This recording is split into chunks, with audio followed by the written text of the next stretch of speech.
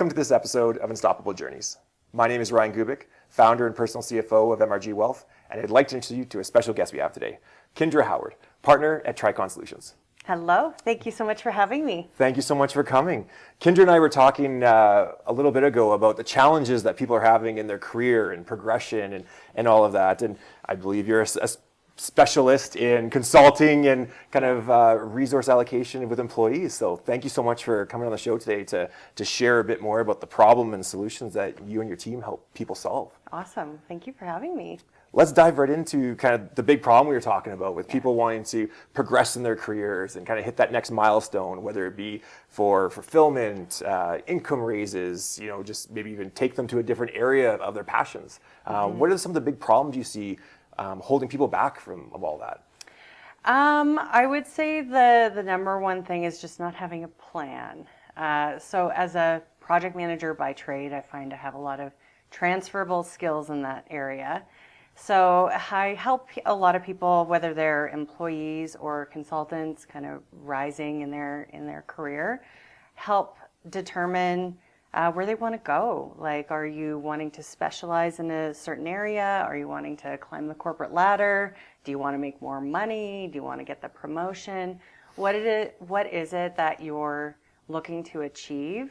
And then I help break it down into steps the same way you'd manage a project, and work backwards and figure out how you get from point A to point B. And hopefully I get to be part of that person's entire career journey if I'm lucky.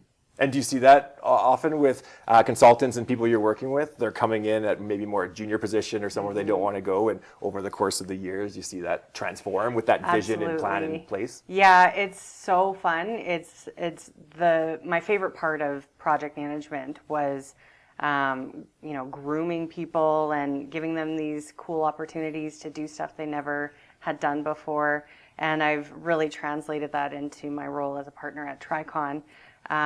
We really thrive on building junior people up and helping them scale their careers into larger, more, responsibility and higher rate, higher risk, but higher reward kind of roles. And now, Tricon's been around for 18, almost 19 years now. It's really cool because we get to work with some of our consultants' kids. Very cool. Yeah. Yeah, so kind of next generation coming in. Yeah, so like our consultants' kids are going to university and they need like a summer internship, or it's their first job out of school and they don't really know which direction to go. So they kind of point them to us, and that's the most fun because, you get to see the little incubation of this consultant you've been working with for years and years kind of rise through the ranks as well and find their path. For us, it's also a good succession plan of consultants. Obviously, we're entering into a bit of an era where we've got a lot of really senior and knowledgeable people getting ready to move into the next chapter of their lives. So it's good for us to build up that more junior pool of talent so that we can make sure we've got a good group of people to rely on when our consultants need them, and make sure that we've got longevity within our consultant base as well. Yeah, the problem's kind of twofold, right? It's on the employee and on the individual side wanting to progress, but also on the employer side, trying to keep that succession plan in place and losing top talent or the skilled talent that they need to perform. Yeah, so we like to say we're kind of like boot camp for project coordinators. We give them all the tools and templates, and they get paired up with other project coordinators, maybe some that are more senior, and then of course they've always got the partnership team to lean on if they have any challenges or need to brainstorm, a situation. So we like to, groom that next generation, and in doing so, it creates loyalty to us, and we make sure that the people that the consultants that they become are kind of Tricon branded people that we know we've taught the right way to do things and that they can execute to sort of our level of standards and quality as well. So, and what are some of those standards and qualities? That's a good point about you mentioned the Tricon way and having a certain repeatable product of quality that is known in the industry. So what does that look like? So we have a full project methodology that we use to stand up project management offices within our clients. So most of our clients are like enterprise organizations that run, publicly traded companies and things like that. So we will help them stand up their entire governance model and set up their organizational structure, and we have a full suite of templates and tools and techniques that come along with that. Very cool. Like your own system and process that just Yeah, works and time it's and time just, again. yeah, exactly. So whenever we stand up a PMO with our clients, we start with our behemoth of a governance model, and then we whittle it down, like cut, edit, cut, based on whatever makes sense to them. So our junior resources have access to that.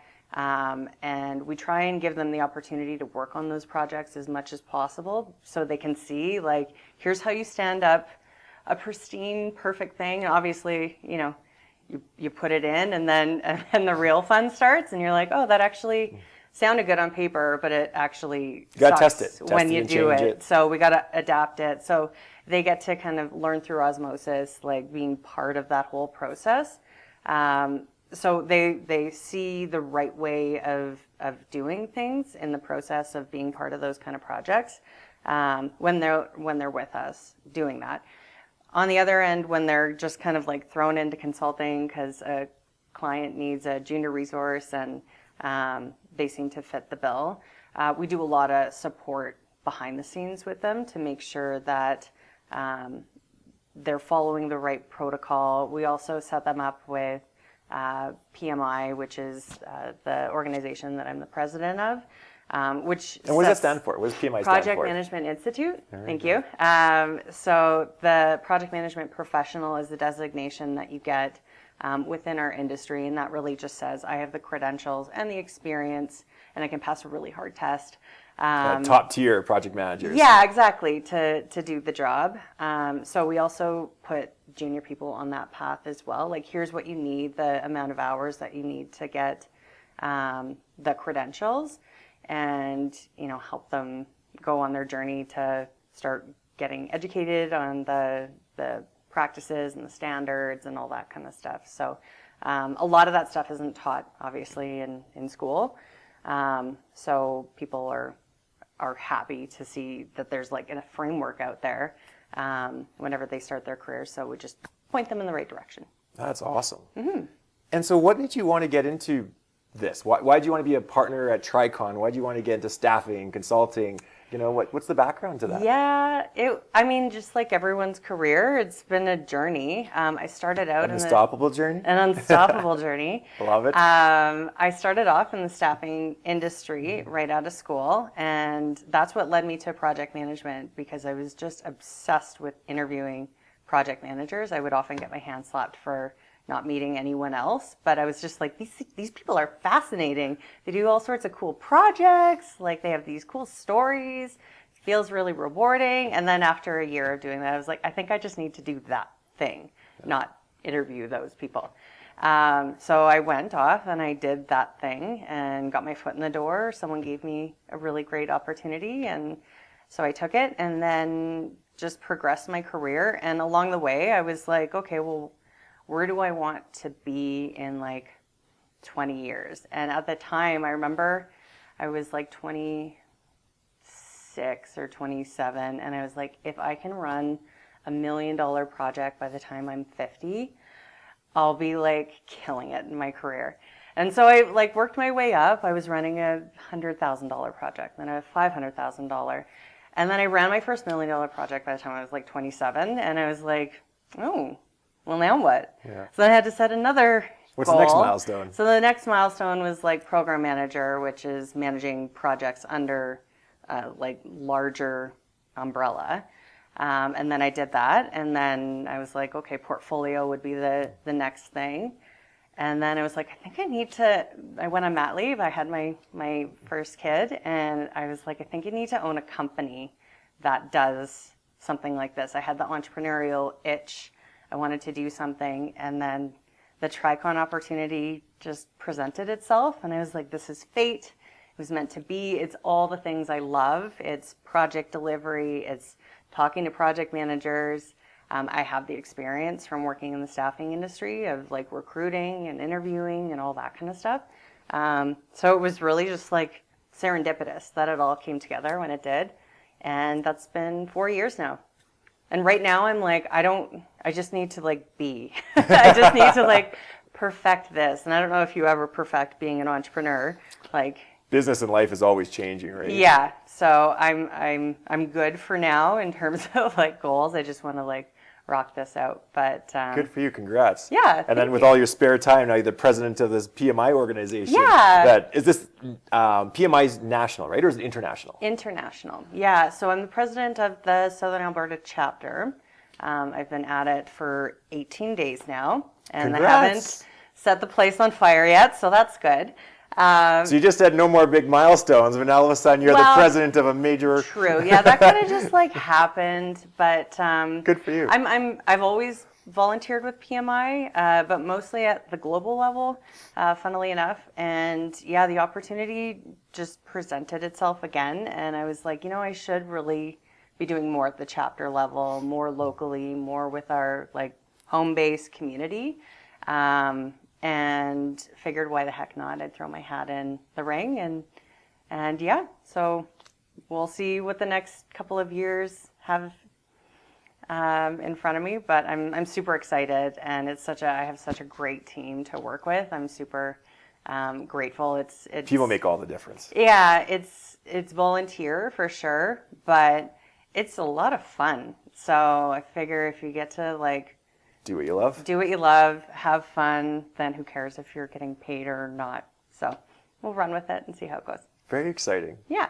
And so can you dive in a bit more into Tricon? So what does Tricon specialize in? I know you mentioned before it's staffing and consulting, and you're talking about project managers, and that was your niche and your focus. Yeah. Is that the sole focus of Tricon now, is project management, staffing and augmentation? So like project delivery. And we specialize in the functional side of things. So functional means non-technical, not the technical side. So no coding. no coding. Yeah, we don't do like development or like infrastructure technical stuff. We do the functional side. So business analysis, project management, project coordination, organizational change management. Often, we say those are, I'm not belittling technical people, but that's very like black and white. It's this and that. And obviously there's some skill and art to it, but the functional stuff, it's all art. So there's the technical, like you have to know the standards and the framework and be PMP certified and all that kind of stuff. But if you can't talk to people, and if you're not likable, and if you're not coachable, then you're not going to have a great career. So that's where I think our support really comes in handy, is that we support people and make sure that, they've got those soft skills to complement the technical skills. So much of business is the soft side. 100%. Yeah. So that's really our focus. And that I think is our value proposition to our clients, is that we get it. And when I meet with a client, I'm speaking their language. I understand project management. So when they're like, well, I need a project manager for this kind of special software or this kind of transformation or this situation, I can kind of delve deeper into what it is that they're looking like beyond what's on paper. And help them find the right person. And oftentimes that person I've personally worked with. So it carries a little more weight than, they checked all the boxes and it looked great in like a Boolean search. So here you go. Yeah. So they come to us for that white glove service, but also really in-depth understanding of our space.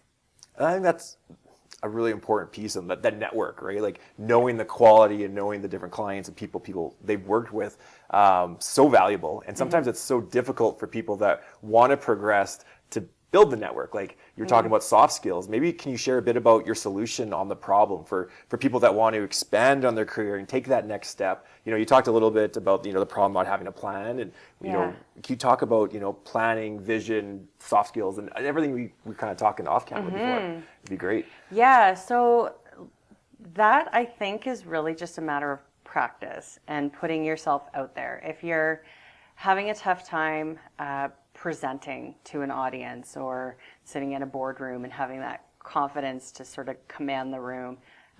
That's not going to happen overnight. So that's where PMI is actually a really good conduit, and that's where, you know, we can maybe guide people in that direction. Like, do some volunteer work to give yourself the opportunity to practice presenting in front of people and work on those communication skills.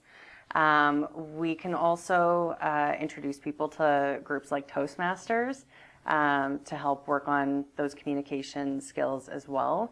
And then we're also really transparent when it comes to working with our consultants, in that we have really close relationships. So if we get some feedback from a client, for example, that shows some gaps in their skills that they could work on, and maybe the client isn't the right person to deliver that feedback or give them some tools and tips on how to overcome it, they'll give it to me, and then I get to deliver that, but in a way that's coaching and puts people on a plan of, okay, well, if you're feeling nervous in a meeting, put all your notes, you know, in the notes section of the PowerPoint and have it printed out. And all these little tips and tricks that like there's, and after easier. a while, you know, you'll feel more confident to ad lib once in a while, and you know, other tools and techniques to help people excel in their careers. So that's often where we get the best, like, real world experiences, because it's hey, I heard you were in this meeting and this happened. Like, no judgment, I've been there before. Here's some things that I've done to make that go better, or here's a couple things you can try. Do you want to do some, like, role playing? No one likes role playing. It's really awkward. But so valuable. But so valuable. From a teaching and training perspective. Like, yeah, we can do some role playing, but really just giving them that, like, in the moment, real world experience and sort of feedback. So how important is coaching? Because you mentioned coaching, you're describing it. How important is coaching to people to really take that next step change and level up their career? Yes, I think it's really important. But there's such thing as, like, too much coaching. Like, you know what I mean? Where you have, like, too many opinions and too many voices in your life. That's just like, yeah, and it's like, it can be really overwhelming. So I recommend, you know, when you're looking to make a change, bring in some sort of a coach, whatever that might look like. It could be me, or it could be someone that you pay. It could be someone that you trust. It could be mentorship.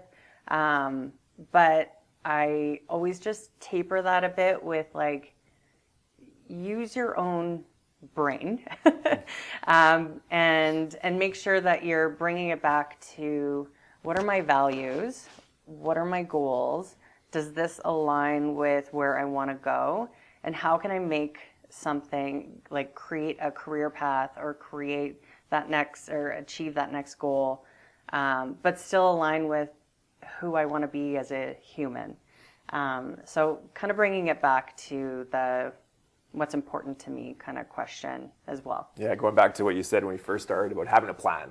Yeah. Kind of the crucial foundational place. Yeah. Same thing in personal finances, right? Like, if you don't know where you're headed, everything else in the middle is just noise. How are you going to get there? Totally. And we've talked about this before. Like, it sounds corny to say, like, your values should also help dictate what financial investments you make. And people might hear that and think, oh, my values. Like, you know, but it's so true. Like, if you're investing in something that doesn't land well with you, or you don't feel good about, or doesn't feel authentic, like, it's probably not going to bode well. The same thing in all facets of life, I would assume.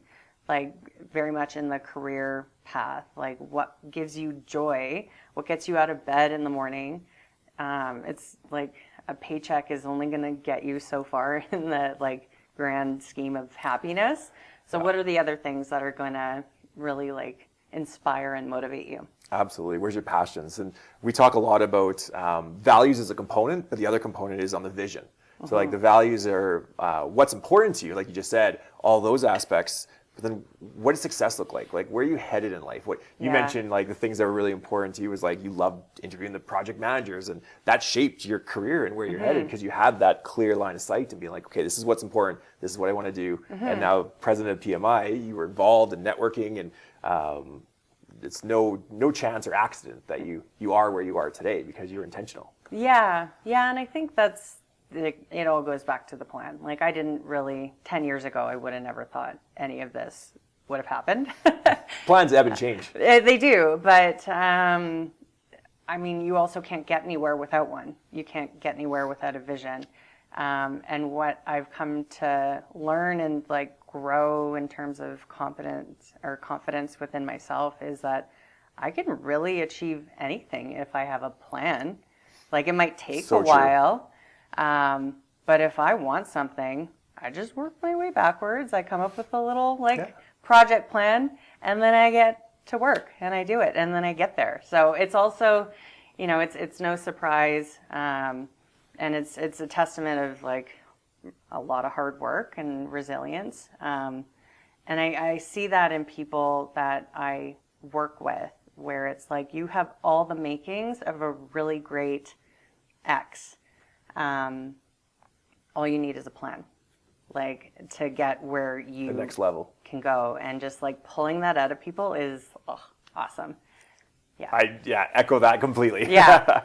So do you have a story or an example you can share with us of someone that you worked with or helped coach or mentor, part of the process and solution you shared, and kind of how that's gone over the years? Oh yeah, so many awesome, like really rewarding feel-good stories. I'm also a mentor with the University of Calgary in their Haskins School of Business. Where do you find time? I mean, it's like an hour a month. It's no big deal. Good for you, though. And I've been Good to doing give that back. for years and years. And it's just like, I like it. And I always meet awesome kids. I shouldn't say kids. They're like young adults. But I meet great people. So I would say I think she was my first mentee that I had, like right out of the gate, just like a 4.0 student, and was doing all the things right. And I was just blown away by her. And yeah, just helped her make some connections into like the Big Four consulting firm direction. She really wanted to get into like traveling the world and management consulting and that kind of stuff. So pointed her in that direction, helped me some introductions there. And then she came back and did some consulting for me. But by the time she was like, I don't know, 3 years out of school, making like a really high consulting rate. And it was really amazing to see, because I was like, you earned that. Like on paper, just the accomplishments were formidable. So when you put them in front of a client, it was just a complete no-brainer. Like, this one will blow your socks off, kind of thing, and deliver everything that you need and then some. And that was early stages of her career. And that was so early, and so it's been like 6 years later. Now she's, just killing it in her career. Engaged, and That's watching fantastic. these people not only progress their careers but progress their lives, and that's just a rewarding feeling. So that's been a fun one. It's not done, obviously, to watch, but the journey continues. Lots of other interesting stories too. Just even people like who make a career switch or pivot from one area into another. I've seen a lot of people pivot from like marketing and communications into organizational change management, just because there's a lot of parallels there. So helping get people's foot in the door and then watching those careers grow. So it's, every day there's something that you learn and you're like, oh, they're there now. Oh, they got that one. Oh, I'm so happy for them. And to be part of that journey and have some hand in it is really special. And I think our consultants really appreciate that about us too, that we've kind of watched them flourish or watched them grow in their career. Well, that's a testament to yourself, especially when you said earlier on where you have the next generation within the same family kind of working with your team and doing that industry. It's like the mafia. in a Project good, like, management legit way. mafia, yes. yeah. The technical mafia. Above board way, yes. That's amazing. Thanks for sharing that with us. Now, for the audience that's listening that's, struggling with maybe some of these challenges, what should they be doing at home? Like, what can they do if they're like, I want to level up my career, I want to do the next step change, or it could be a pivot like you just mentioned. Yeah. What are some of the things that they should be doing? Well, obviously put a plan together. And the plan would entail just stepping back and thinking about, like, what do I want my life to look like? And that's a big question, but 1, 5, 10 years down the road, what do I want my life to look like? Like, what's the environment around me? What kind of a house do I live in? What neighborhood? What city do I live in? Am I still in Calgary? Am I in Toronto? Do I move back to where my family is? Or whatever it is. So do that visioning exercise, whatever that looks like, and start putting your goals together and then break it down step by step what you need to do in order to get there. I need the certification. I need the experience. I need the hours. I need, at 5 years, I'm going to be like an intermediate person, so I need this level of experience. So I would say plan for sure. Along with plan, I would also recommend, like, find your niche. What makes you unique? What's something that you're super passionate about, or something that's a really hot and cool area of expertise that you can be the expert in. So AI obviously is super relevant. Pretty hot topic these days. So if you can be, an expert in AI and business analysis or something like that, then what's it going to take to get you there to become the expert in the space? And make sure that it's something you like, because I've also had some people that are like, I'm going to be the expert in, HRIS systems, and they do it for 3 years, and they're like, I hate this. I hate the work. I hate the whatever it is. So find something that you really, really like, and then try to become the expert in it so that you can niche yourself out, especially in the consulting world, where you're competing against other candidates. And then on the soft side, I would say be coachable, and look for mentorship, look for coaching whenever you need it. What does coachable mean? Maybe let's break that down a bit. Like, to me, coachable means being able to receive feedback and criticism, ask for feedback and criticism, and be able to change the way you do things as a result of it. So it's, think of sports. So, if you're constantly missing your free throws or your 3-point games off or something like that, if you practice it and if someone says, hey, this is something you need to work on, and then over, the course of the season, you start making all those shots, you've been coachable. So it's being able to, like, apply the advice and the feedback that you're getting and be open to it and don't take it. I mean, it's hard to not take it personally, but don't take it negatively.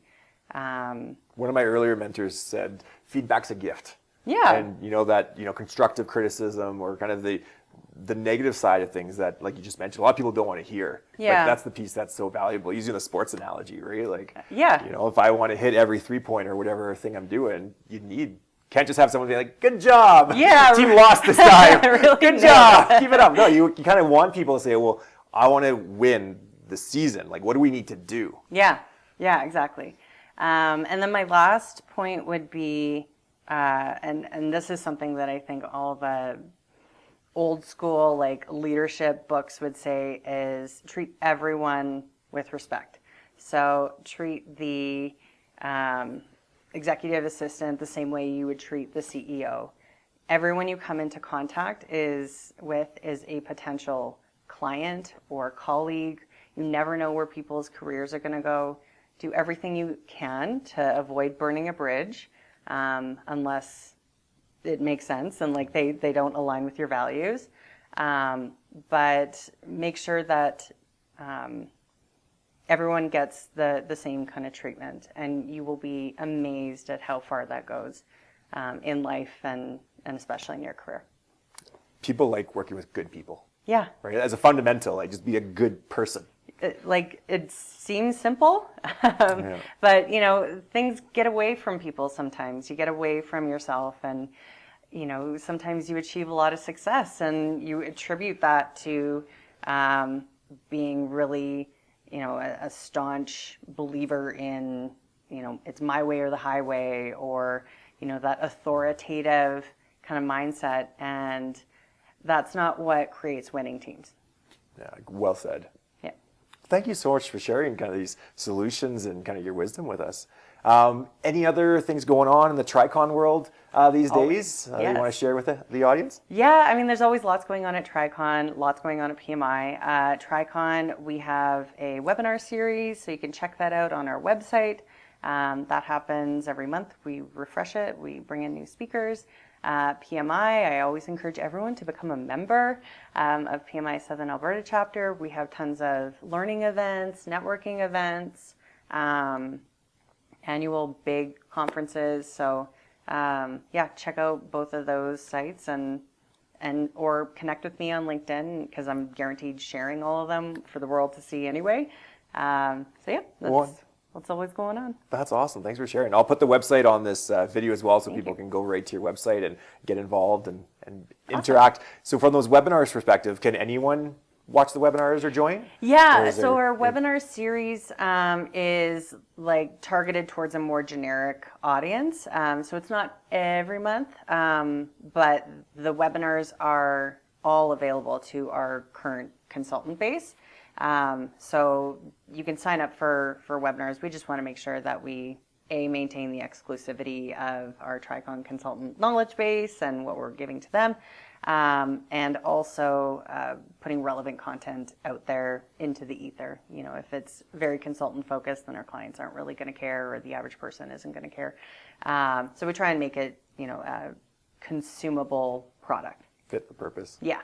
Makes sense. Yeah. Thank you so much, Kindra. Thank you for having me. Really appreciate you sharing your story. Awesome. Yeah, this was a lot of fun. Well, this wraps up this episode of Unstoppable Journeys, discussing solutions to your problems to help make your journey unstoppable.